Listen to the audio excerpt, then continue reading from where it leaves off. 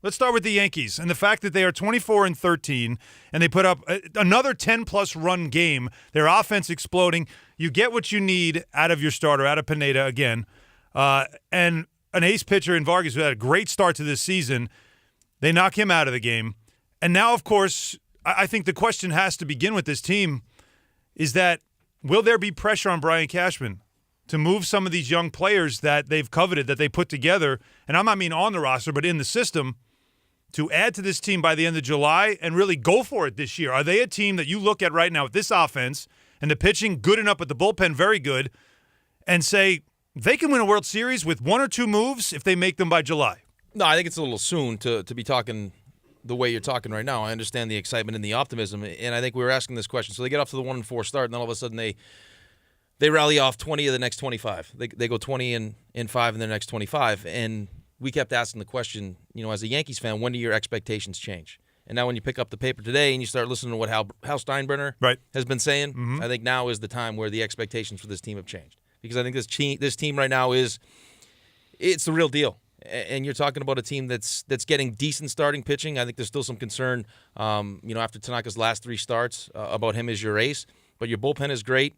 We'll see how Betances answers the bell here with Chapman going to be out for at least a month. But, you're getting contributions from everybody. The amount of work Aaron Hicks put in during the offseason to come back and have as much success as he's had. Gardner, same thing. In a night where Judge doesn't do much and Gary Sanchez doesn't do much, you manage to do what no one really has done in baseball yet on Jason Vargas. And that's, you exposed him. And he doesn't have, if you look at what he's done against the Yankees, he has struggled against the Yankees, but I was sitting there this morning listening to some of the sound from after that game, and they asked Castro, what do you attribute your success to? And the more I listened to him, the more I realized as a Mets fan, that's the complete opposite approach that the Mets hitters have. He's like, I go up there, I'm not swinging at bad pitches, I don't waste at bats. If the ball is pitched outside, I use the opposite field. Mm-hmm. And I'm sitting there thinking to myself, that's the complete opposite of what I'm watching with the New York Mets. Yeah, they're all about the power, but the Yankees. But so are the Yankees, though. But the Yankees get on base and they have power. They get one home run in an 11-run game, though. With 16 hits, they have one home run. But it's a 3-run homer. That's what blew the game open. Yeah, right. Once Hicks hit that home run, but they get people night. On base, though. That's the thing, right? I just said that. Judge no, you're right. But that's the point. You did just say that. I know, but I said when you have as much power as they have and you have high on-base percentage, you see what's happening. Yeah, and 1 through 9, they've been very good. They don't have any holes in the lineup, and that's why, again, you have and that option. option. Without Greg Bird at first base. No, yeah, absolutely. Well, first base are getting no production out of first base so far. They really aren't, but yet, and that's the one area of concern. If you want to look at that, let's see if Greg Bird can get it going. But, Hal Steinbrenner feels like they're always in it every year. They always have a chance to win because they are the Yankees. But the question is, and I don't think it's too early to ask it because in another month, in a couple of weeks, it's way too early to ask it. You start wondering this, and you got to start thinking about it. Well, I don't know, are they good enough to go for it this year? But I don't know that there's more pressure on Brian Cashman now.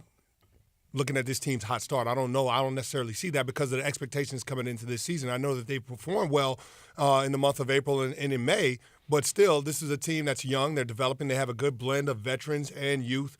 But I think it's also, let's see what they can continue to build on, like in terms of their performances. You start seeing Pineda having consistent performances. You want to see more from Severino. You want to see more from Jordan Montgomery, a bottom of the rotation guy. But your bullpen has been right there for you. And in today's baseball, you've got to have a strong bullpen, and you've got to have guys that can hit for average and manufacture runs. And this Yankees team can certainly do that.